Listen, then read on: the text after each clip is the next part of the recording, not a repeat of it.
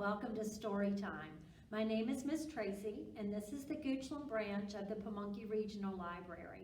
I'm excited to share two really awesome books with you today. But before we get started, we're going to sing our opening song, Mr. Sun. We're going to make our big sunshine with our arms. And today I've got Pete the cat. He's going to help us sing. Okay? Let's do it. You sing with me at home. Oh, Mr. Sun, Sun, Mr. Golden Sun, please shine down on me. Oh, Mr. Sun, Sun, Mr. Golden Sun, hiding behind a tree. These little children are asking you to please come out so we can play with you. Oh, Mr. Sun, Sun, Mr. Golden Sun, please shine down on, please shine down on, please shine down on me. Very good. All right, the next thing we're going to do, we need a rocket ship. This is a little song that is called Zoom, Zoom, Zoom. And I have Pete because at the end, we're going to count down from 5 and do a blast off. So you can do it at home too. You might want to crouch down real low, and when we count down, you can jump up in the air just like a rocket. All right, let's do it. This is Zoom, Zoom, Zoom. Zoom, zoom, zoom, we're going to the moon. Zoom, zoom, zoom, we'll be there very soon. If you want to take a trip, climb aboard the rocket ship. Zoom, zoom, zoom, we're going to the moon. In 5, 4, 3, 2, 1, blast off! Good job, good job. All right, let's try it again. Now you know it, okay? Get ready to blast off. Here we go. Zoom, zoom, zoom, we're going to the moon. Zoom, zoom, zoom, we'll be there very soon. If you want to take a trip, climb aboard the rocket ship. Zoom, zoom, zoom, we're going to the moon. In 5, 4, 3, 2, 1, blast off! Very good. Good job, Pete. All right, I'm going to put him away so that I can tell you about our first book. This book is about a little girl who always wanted to have a dragon as a special friend. The title of this book is Lovaby Dragon. It is by Barbara Juice, and illustrated by Randy Cecil, and the publisher is Candlewick Press. Lovaby Dragon. Once there was a girl, an all-alone girl, in her own little bed, in her own little room, in her own little castle, who didn't have a dragon for a friend.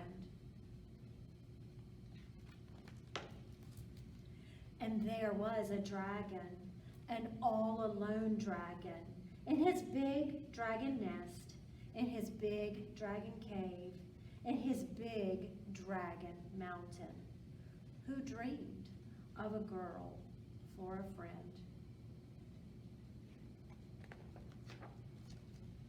Oh, she cried silver tears, many, many tears, so wishing for a dragon, so lonely for a dragon. And they trickled down the stairs, past a teeny tiny mouse in his teeny tiny house. Past a boat in the moat, past a frog in a bog. Round a bend in the glen, to the mountain with the cave and the dragon. Snore asleep was the dragon, dream asleep was the dragon, but the trickle of tears, little tickle of tears, woke him up. Look.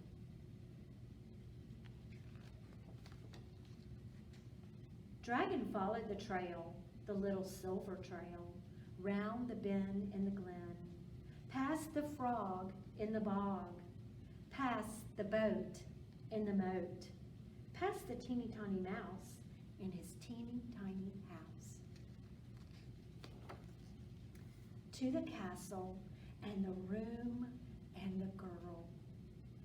Came a rumble and a tumble that might be a giant, but it wasn't. It might be a monster, but it wasn't. It might be a dragon. And it was. "I'm here," roared the dragon. "You're a dear," whispered the girl. "I found you," roared the dragon. "As I wished," whispered the girl.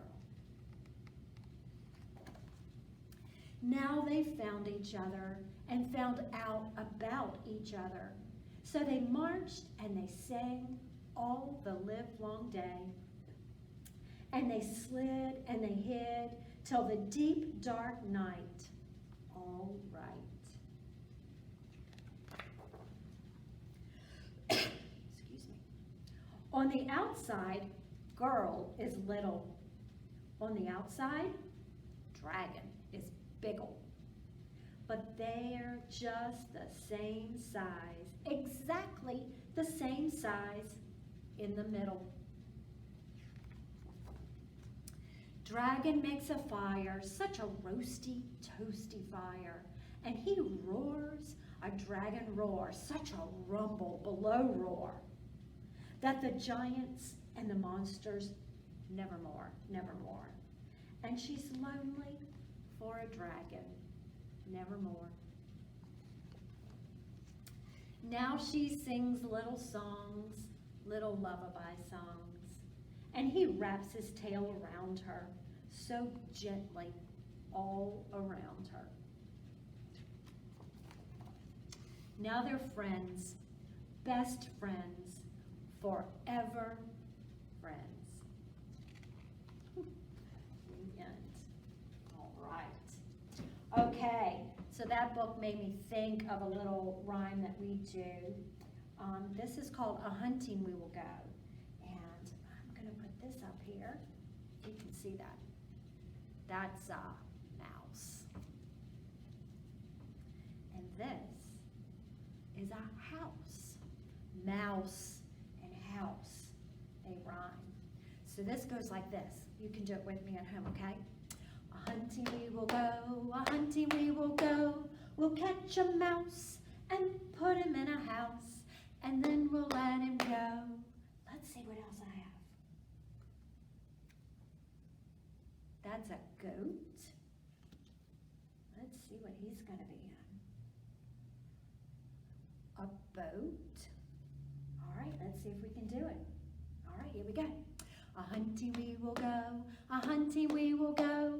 We'll catch a goat and put him in a boat, and then we'll let him go. Good job. All right, here's another one. Let's see. I have a frog, and he's going to be on a log. Let's put that there. All right, do it with me. A hunting we will go, a hunting we will go. We'll catch a frog and put him on a log, and then we'll let him go. Good job. Those were rhyming words. Okay, I have another book that I want to share with you. I shared not too long ago a book called Thelma the Unicorn. Well, this is another book about Thelma. This one is called The Return of Thelma the Unicorn, and it's by Aaron Blaby, and this is a Scholastic Press book. So, I don't know if you heard when I read the other story about Thelma, but Thelma is a little pony, and she decides that she would be very special if she could just be a unicorn. So she dresses up and becomes a famous unicorn. But some people were really mean to her, and she decided that she didn't think that was for her. So she went back home to her friend Otis. So let's see what happens to Thelma this time. The return of Thelma the unicorn.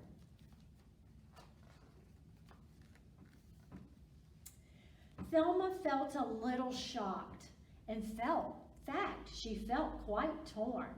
You see, she'd made the whole world sad. We missed our unicorn. There's a billboard, and it says, "Where is Thelma? Any information, please call. Thelma, come back." From every corner of the earth, her fans did wail and cry. "Thelma, Thelma, please come back. Why did you leave us? Why?" Thelma's best friend, Otis, and her all-time greatest fan, said, "Gee, they really miss you. We should help them if we can." "Help them?" blurted Thelma. "You mean dress up like before? They don't need phony unicorns. Of that, I am quite sure." But Otis shook his shaggy head and said, "I think they do. You're not a phony, you're the best. And what they miss is you. You made people happy. They felt cheerful for a while. Who cares if it's a costume? Thelma, you make people smile. There's nothing wrong with make-believe. You can be a star. As long as you remember what you love and who you are." But last time it was scary. Oh, and some of them were mean. Down here this says, unicorns are dumb. That's very mean. Well, this time you'll have a backup. I'm here for you, my queen. But I don't have my outfit. How can I disguise my face? Otis said, "I kept this and some glitter just in case." There's her unicorn horn. It's a carrot. So just like that, they hit the road. They barely stopped to pack. They both had lots of work to do. The unicorn was back. The whole wide world was overjoyed. Her fans all went berserk. But this time, Thelma had her friend, and that's what made it work. Her fabulousness exploded like a joyful glitter bomb, while Otis cheered her from the wings. "Girl, get your sparkle on." Lives were changed, and fun was had, and love was in the air. And at the end of every day, her friend was always there. Otis watched her spread the love. He felt so very proud. Thelma could just do her thing. He handled every crowd. So when those mean old haters came to mock or diss or scoff, she felt so brave and happy, she could always shake it off.